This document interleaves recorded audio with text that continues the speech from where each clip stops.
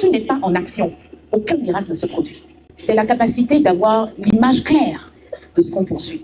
C'est ça qui fait que parfois tu as faim, mais quand tu vois le rêve, tu minimises la faim. C'est le rêve qui peut faire que, voilà, en tant qu'entrepreneur, parfois tu te réveilles avec 0 francs, tu n'as même pas l'argent pour mettre de l'essence dans ta moto, mais le rêve te fait marcher. En premier lieu, il faut rêver, bien rêver, et avoir son rêve calé là.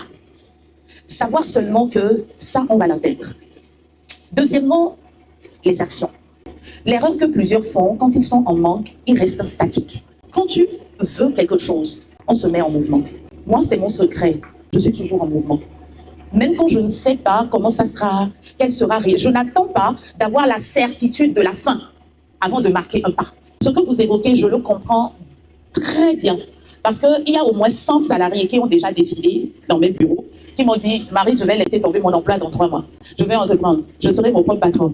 Quand elle rencontre la difficulté, elle reste sur place. Je dis toujours que le miracle se trouve dans l'action. Maman Christelle venait de parler de la providence. C'est en ce moment que vous allez comprendre la providence.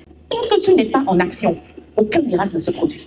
Même si tu ne sais pas comment sera le dénouement, est-ce que tu es sûr de ce que tu veux?